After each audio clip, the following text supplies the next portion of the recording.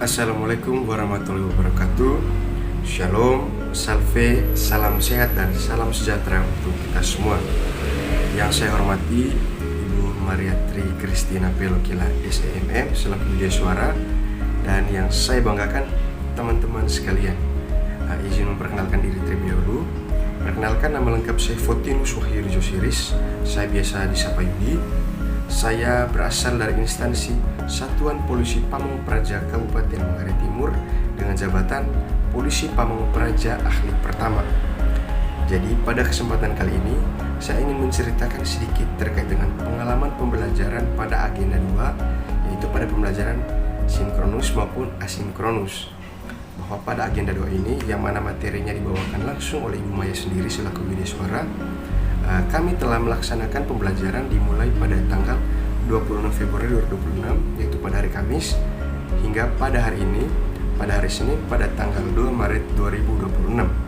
Jadi, apa saja yang kita telah bahas, kita telah pelajari bersama pada agenda 2 ini, yaitu terkait dengan pengembangan kompetensi aparatur sipil negara dan penanaman nilai terkait dengan ASN berakhlak. Apa saja yang dimaksudkan dengan ASN berakhlak ini? Yaitu yang pertama, bahwa ASN berorientasi pada pelayanan. Kemudian ASN itu akuntabel, ASN itu harus kompeten, kemudian ASN juga harus harmonis, harus loyal, adaptif, dan juga kolaboratif. Bahwa pada pemaparan materi yang pertama pada agenda 2, pada hari Kamis lalu, kita telah diberikan contoh-contoh konkret, kasus-kasus nyata yang terjadi terkait dengan bagaimana kira-kira cara kita sebagai aparatur sipil negara untuk menerapkan atau mengimplementasikan nilai-nilai dari ASN berakhlak ini. Dan untuk pendalaman materinya sendiri, kita juga diberikan tugas, yaitu yang pertama ada tugas individu, ada tugas kelompok juga di sana. Itu yang pertama ada tugas kelompok, kita diminta untuk mempresentasikan atau memberikan contoh dari mana poin-poin ASN berakhlak ini tadi, penerapannya mana, dan juga pelanggaran atau hal yang tidak boleh kita lakukan terkait dengan poin-poin ASN berakhlak ini.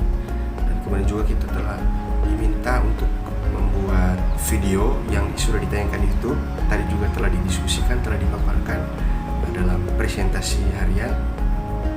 Kemudian yang kedua terkait dengan tugas individu, bahwa kami selaku peserta latsar diberikan link video untuk kemudian kita menonton dan menganalisa video film pendek yang ditayangkan di YouTube terkait dengan isu-isu yang relevan terjadi saat ini.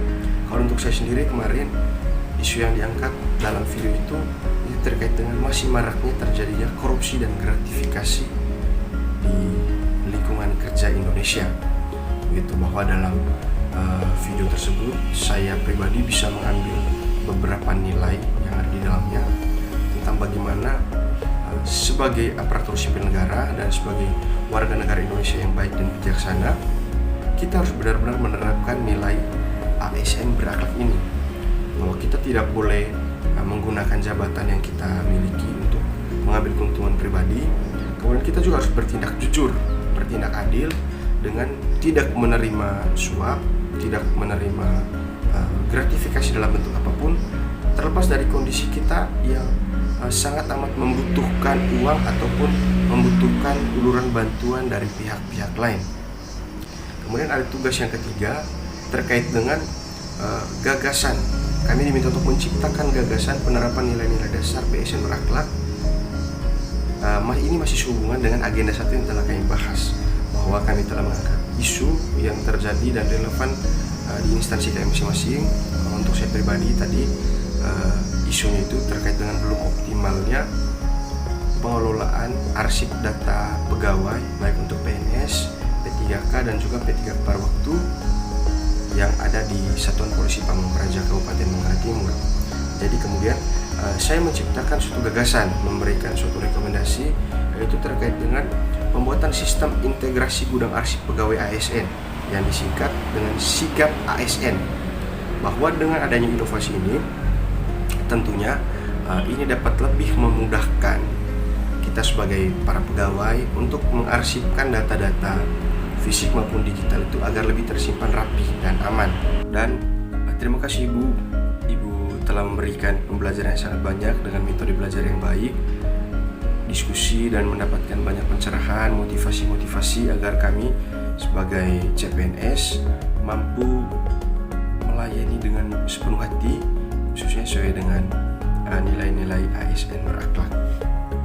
Jadi Ibu, kurang lebih itu yang bisa dapat saya sampaikan, pengalaman singkat saya terkait dengan pembelajaran yang telah dilaksanakan pada agenda 2 hari ini. Kurang lebihnya saya mohon maaf. Terima kasih. Salam ASN.